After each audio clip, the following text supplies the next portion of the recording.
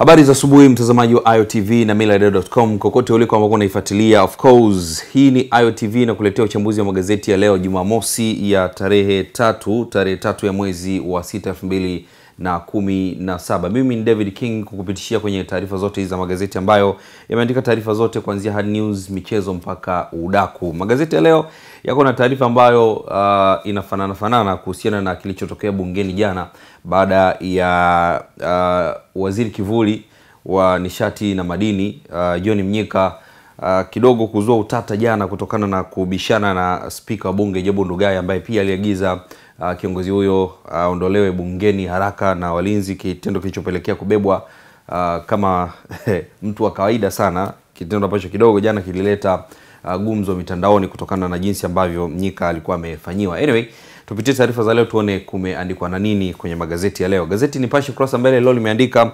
mchanga dhahabu wa vuruga wa bunge wa Paruana kwa tuhuma za rushwa, ulaji unga, askari watinga mjengoni kumtoa Mnyika kinguvu, wabunge upinzani wa susa spika mshukia Mdee akidai kumchania sare askari. Lakini pia balaa mume wa Zari, Kolti imeamuru kufukuliwa kwa kaburi la aliyewahi kuwa mume wa Zari. Kemikali unga da, Rais Magufuli alitaka jeshi la polisi kukomesha ujambazi. Mzee wa kanisa wao kinyama ni Kinondoni nje ya ofisi yake alikomiminiwa risasi mchana kweupe.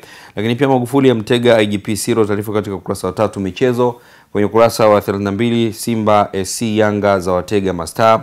Lakini pia kuko na taarifa nyingine nyingi ambazo ziko kwenye gazeti hili la Nipashe. Ukurasa wa 2, taarifa kuhusiana na mchanga uliovuruga bunge jana. Taarifa inasema sakata la mchanga wa madini makinikia jana ilibua mvutano bungeni mjini Dodoma, huku spika Job Ndugai akilazimika kuita askari kumtoa kwa nguvu ukumbini waziri kivuli wa nishati na madini John Mnyika kutokana na kukaidi maagizo yake. Mvutano huo aina yake ulianza majira ya saa 4 asubuhi wa bunge walipokuwa wanajadili makadirio na mapato na matumizi ya Wizara ya Nishati na Madini kwa mwaka ujao wa fedha.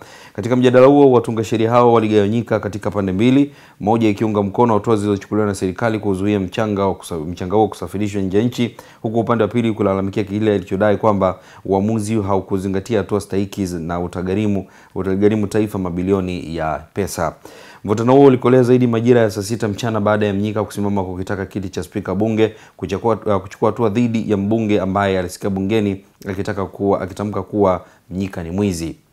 Wakati mchangiaji wa 16 jana Livingstone Lusinde akichangia, Mnyika alisimama akisema kuhusu utaratibu licha kutotaja kanuni husika, akieleza kwamba kuwa mbunge huyo wa Mtera CCM anapaswa kuacha kushambulia wapinzani kutokana na msimamo wao kuhusu makinikia, kwa kuwa serikali ya CCM bado haijatangaza kuzuia usafirishaji wa madini kwenda ughaibuni.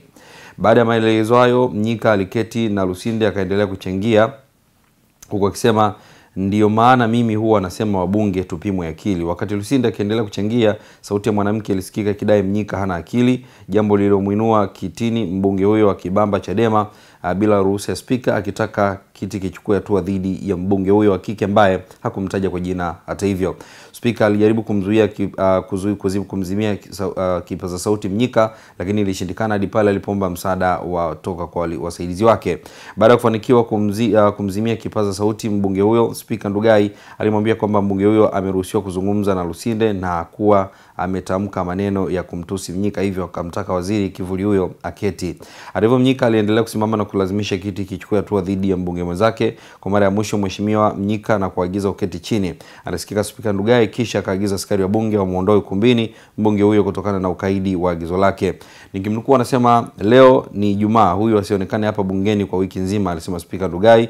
Baada ya agizo hilo, askari watatu walienda alipokuwa amesimama Mnyika na kumwomba atoke ndani ya bunge, lakini akawa na waangalia tu bila kutia agizo hilo.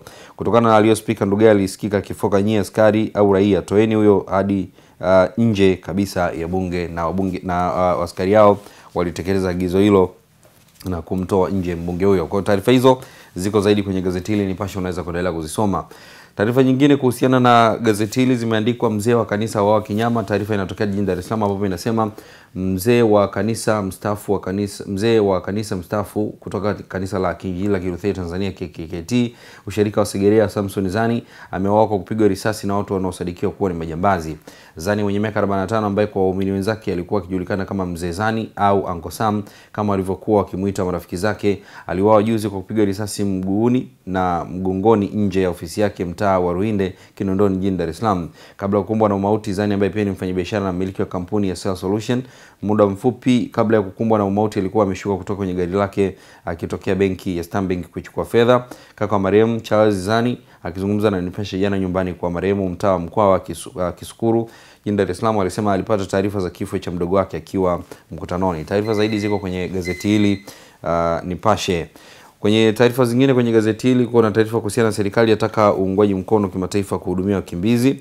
Serikali ya Tanzania imetaka jumuiya ya kimataifa kuangalia namna ya kufidia gharama zinazotumiwa na serikali katika uhusiano na kazi zinazohusu wakimbizi, ikiwemo utoaji ulinzi, ubadilishaji wa sheria pamoja na kuwahudumia. Taarifa zaidi zipo kwenye gazeti hili la Nipashe.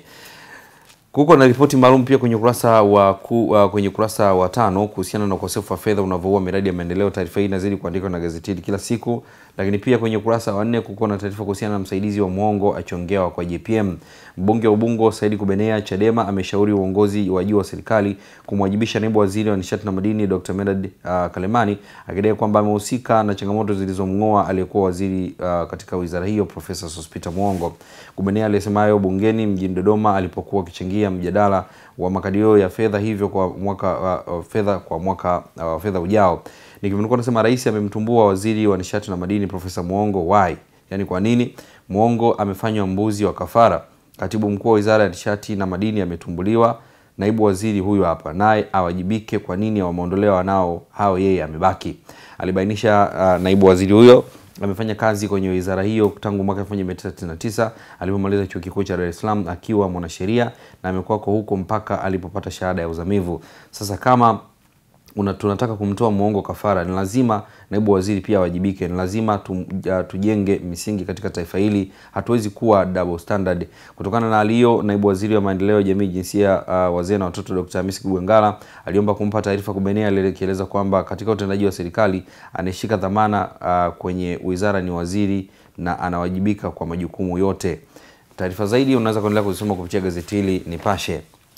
Gazeti Mwananchi lenye ukurasa mbele limeandika Mnyika adhibiwa kipinga kuitwa mwizi. Spika Ndugai amjibu hana masikio 100. Mzende Samburu kuagwa na maelfu ya watu wa Moshi. Road license ya pingwa bungeni yatajwa kuwa ni kodi ya kero. Kaburi la aliyekuwa mume wa Zari kufukuliwa. Lakini pia Kashia yaamini itafikia makubaliano na serikali sakata la mchanga. Yeriko Nyerere yakutana na mashtaka 5. Shule yafungwa baada ya mwalimu kusababisha kifo cha mwanafunzi. Bangi yalivuruga bunge. Taarifa zaidi kwenye gazeti hili inasema bangi imelivuruga bunge, ndivyo unavyoweza kusema kutokana na kile kilichotokea ndani ya ukumbi wa bunge kuhusiana na moshi wa bangi. Idadi kubwa ya bunge ilisimama na kutaka kuuliza maswali ya nyongeza kuhusu matumizi ya majani ya mmea huo, lakini Spika Ndugai alikatiza na kuitaka serikali itafakari na kwa mapana kuhusiana na sakata la bangi. Ukumbi wa bunge ulianza kubadilika na ikalazimu Spika Ndugai kutumia busara kutuliza dhoruba, kwa kuwa malumbano ya wabunge kuhusu mmea huo pamoja na matumizi yake ulianza kuwagawa licha ya ufafanuzi wa kina uliotolewa na naibu waziri wa afya Dr. Hamisi Kigwangalla jana bungeni. Taarifa zaidi unaweza kuendelea kusoma kupitia gazeti hili.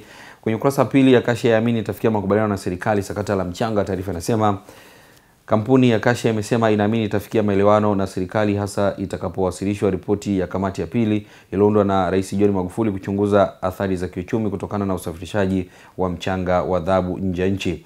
Kashia ambao pia ni kampuni kubwa ya uchimbaji wa madini imesema ripoti hiyo itafungua njia ya kuanzisha majadiliano zaidi yatakayosaidia kuboresha sekta ya madini na hatimaye kuwa tija kwa pande zote.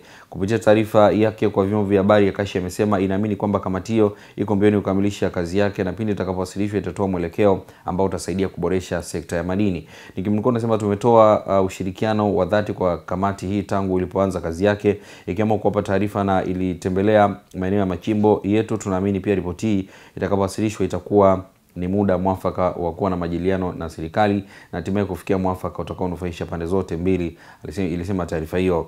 Kashia imesema licha ya kupitia katika kipindi kigumu, lakini bado inaendelea na utendaji wake na kudai kwamba hadi kufikia Mei 31 mwaka huu ilikuwa imezalisha kiasi kadhaa cha dhahabu, shaba pamoja na fedha.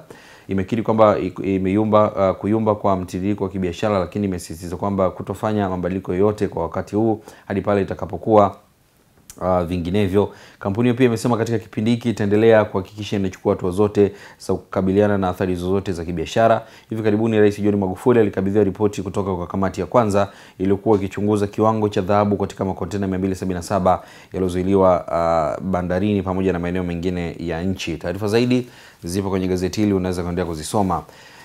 Taarifa nyingine inasema kaburi la aliyekuwa mume wa Zari kufukuliwa Uganda. Taarifa inasema mahakama kuu ya Uganda imeamuru kufukuliwa kwa kaburi la mfanyabiashara maarufu Ivan Semwanga The Don ili kuziondoa fedha zilizowekwa kaburini wakati wa kuzika mwili wake na kuzirejesha katika mzunguko. Mahakama hiyo pia imeagiza benki kuu kwa kushirikiana na kampuni ya A+ iliyoratibu mazishi ya bilionea huyo kuondoa fedha zote. Ivan ambaye pia alikuwa mume wa Zari Hussein ambaye ameolewa na Mtanzania Diamond Platnumz alifariki dunia wiki iliyopita akiwa hospitali ya Steve Biko iliyoko Pretoria nchini Afrika Kusini baada ya kupata ugonjwa wa moyo. Zari alikwenda Afrika Kusini kumuona Semwanga hospitalini na ndiye aliyetangaza kifo chake na kabla ya kwenda kuhudhuria mazishi ya mzazi mwenzake. Walizaa naye watoto watatu. Semwanga ambaye alizikwa Jumanne ya wiki hii. Picha za video zinaonyesha watu wanaoaminika kuwa ni wapambe wake na marafiki zake wakizirusha noti za shilingi za Uganda pamoja na dola za Kimarekani katika kaburi lililonakishiwa kwa marumaru nyeupe na nyeusi kabla ya mwili kuingizwa. Mahakama ilisema jana kwamba kitendo cha kufunikwa kwa noti hizo ni kinyume cha katiba ya Uganda inayosisitiza fedha ni mali halali ya serikali. Taarifa zaidi zipo kwenye gazeti hili, pia unaweza kuendelea kuzisoma kwenye gazeti Mwananchi. Gazeti Mtanzania lenyewe kwa mbele limeandika mchanga wa Msomba Mnyika bungeni atolewa mzobe na askari bungeni. Halima Mdee alikoroga. Yeriko Nyerere kortini kwa makosa matano ya upotoshaji. Majibu ya Madrid versus Juventus yatapatikana leo. Mwigulu wataka Chenge Werema waeleze maslahi yao kampuni za madini. Kikao cha makamanda wa polisi chaondoka na cheo cha mtu. Taarifa zaidi ziko katika gazeti hili, lakini kwenye ukurasa wa 3 kuna taarifa ya kumhusu Yeriko Nyerere kortini kwa makosa matano ya upotoshaji. Taarifa inasema kada wa Chama cha Demokrasia na Maendeleo Chadema Yeriko Nyerere miaka 33 amepandishwa kizimbani katika mahakama ya hakimu mkazi Kisutu jijini Dar es Salaam akikabiliwa na mashtaka matano ya kusambaza taarifa za upotoshaji kupitia mtandao wa kijamii wa Facebook. Akisoma hati ya mashtaka mbele ya hakimu Wilbodi Mashauri, wakili wa serikali Elia Tanas alishauri kwamba mshtakiwa alifanya makosa ya kinyume cha kifungu cha 16 cha sheria ya mtandao ya mwaka 2015 namba 14. Wakili Tanas alidai kwamba Oktoba 25 mwaka juzi katika maeneo yasiyojulikana Yeriko alichapisha taarifa za upotoshaji kupitia mtandao wa Facebook akisema wapiga kura leo siku, akiwa ametaja siku hiyo, pigeni kura huku mkikumbuka kifo cha Mwangosi, mateso ya Ulimboka, Kibanda, mateso ya kijana wetu mateso ya kijana wetu JKT. Ukikumbuka hayo fanya uamuzi sahihi bila ushabiki. Katika shtaka la pili, Atanas alidai kwamba Oktoba 24 mwaka juzi katika eneo lisilojulikana jijini Dar es Salaam Yeriko alichapisha taarifa za upotoshaji kupitia mtandao na kwamba akiandika taifa la Tanzania kuanzia leo siku hiyo halihitaji amani, linahitaji haki tu. Taarifa zaidi unaweza kuendelea kuzifuatia kupitia gazeti hili la Mtanzania. Gazeti Habari Leo lenyewe kwa mbele limeandika vurugu kubwa bungeni, Mnyika tolewa nje kwa nguvu. Bulaya Mdee hatimaye Jumatatu. Wabunge watuhumiana kwa rushwa dawa za kulevya. Mshirika wa Lissu aunga mkono sakata la Makinikia. Lakini pia Magufuli IGP fumua jeshi la polisi kuomesha uhalifu wa mtaka asiangalie sura ya mtu. Taarifa zaidi ziko katika ukurasa wa 4 gazeti hili Habari Leo. Gazeti pia Tanzania Daima ukurasa wa mbele limeandika mchanga wa dhahabu vita bungeni, askari wambeba mzobe Mnyika wamtoa nje. Mdee Bulaya hatarini kufungiwa. Bunge kuchunguza mikataba ya Tanzanite, korti ya amuru kaburi la Ivan ilifukuliwe. Leo finali za UEFA. Taarifa katika ukurasa wa 24 gazeti hili Tanzania Daima. Kauli ya mwisho Ndesamburo, meya simulia kifo chake hatua kwa hatua akisema bora mtu mwenye cheti feki kuliko kiongozi mwenye akili feki. Hiyo ilikuwa ni kauli ya mwisho ya mzee Ndesamburo ambaye amefariki dunia wiki hii na anatarajia kuzikwa wiki ijayo. Gazeti Uhuru lenyewe limeandika Mnyika timuliwa bungeni aonesha utovu wa nidhamu. Bulaya Mdee nao kikangoni. Moshi wa bangi hauna athari kwa askari. Taarifa zaidi ziko katika ukurasa wa 5 kwenye gazeti hili la Uhuru. Mshirika wa Lissu wamuunga mkono JPM, rais ampa IGP maagizo mazito. Wapinzani zaidi ya 200 kutoa CCM wanatoka Chadema inisiana mageuzi CUF polepole kuwapokea kesho Kilimanjaro. Taarifa zaidi kwenye gazeti Uhuru. Gazeti la Sun lenyewe ukurasa mbele kuna picha ya Ivan, alafu pia kuna picha ya rais wa Korea Kaskazini Kim Jong Un pamoja na rais Donald Trump wa Marekani wanaonekana kwenye picha zao hapa mbele na taarifa ambayo inaonekana hapo mbele. Lakini pia kwenye ukurasa wa nyuma kuna picha ya Lulu, kuna picha ya Joketi Mwegelo, lakini pia kuna picha ya Wema Sepetu kama ambavyo inaonekana kwenye ukurasa wa nyuma gazeti hili Sun. Gazeti Risasi lenyewe ukurasa wa mbele liko na picha ikiwa inaonyesha mazishi ya Ivan Semwanga, lakini pia kuna taarifa kuhusiana na mshtuko wa kufukuliwa kaburi la mume wa zamani wa Zari, namzungumzia Ivan the Don. Lakini pia kwenye ukurasa wa nyuma kuna picha ikiwa inaonyesha wabunge ambao walikuwa jana wako kwenye vurugu za kuondolewa kwa mbunge John Mnyika bungeni, wabunge wa upinzani. Gazeti Champion, gazeti la michezo ukurasa wa mbele limeandika Kapombe Msimbazi tena, Haruna Niyonzima mimi niende Simba, thubutu. Msuva amalizana na wa Morocco Misri, Hanspop ajibu Mkude waende tu Simba, amchanganya Beckham Serengeti. Lakini pia taarifa kurasa wa nyuma gazeti la michezo Champion, finali ya kisasi, kina LeBron wachapwa NBA, ubingwa waipa Chelsea bilioni 429. Hilo ni gazeti Champion kurasa nyuma. Gazeti Bingwa kurasa mbele lenyewe limeandika kikosi cha mashabiki Yanga 2017-2018. Kuna picha za wachezaji wengi tu hapa wakiwa wanaonekana wachezaji wa Yanga, lakini pia mambo manne yatakayoamua ubingwa leo, Madrid pamoja na Juve, yapo kwenye gazeti hili. Ukurasa wa 10 ni vita kati ya Buffon versus Ronaldo. Ukurasa 15 uko na taarifa kuhusiana na taarifa hiyo. Simba kuitoa Yanga machozi ya damu, Wenga noma aanza na Mbappe, Niyonzima mtia kigugumizi Omog kipenzi cha Kanavaro watua Yanga. Lakini pia ukurasa wa nyuma Everton njia nyeupe kwa Sandro, hebu sikieni Mourinho alivyomfanyia Terry, PQ ajitupa darasani, wameumia Griezmann aikata maini Manchester United, Seaman awapa somo Arsenal, Torre asaini miaka 2 Manchester City. Gazeti Bingwa liko na taarifa zote hizo.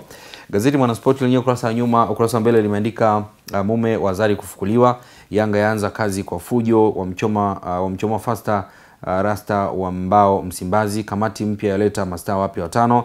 Champions League finali leo Jumamosi, Juve wanakutana na Real Madrid saa 3:45 usiku, Simba ndani Mtiti nje. Kuna taarifa pia hapa kwa inaonyesha safu ya uchezeshaji ya kikosi cha Simba, formation ya 4-2-3-1 ikiwa inaongozwa na kocha Joseph Mog. Lakini pia kwenye ukurasa wa nyuma gazeti la Mwanaspoti limeandika Madrid Malala, Cristiano Ronaldo akiwa anaonekana hapa yuko na kocha Zinedine Zidane, kocha wa Real Madrid, ambao leo hii wanakutana na Juve.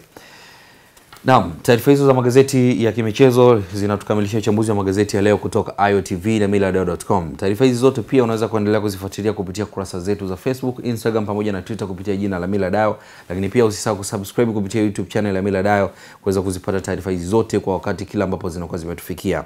Mimi ni David King, hii ni IOTV.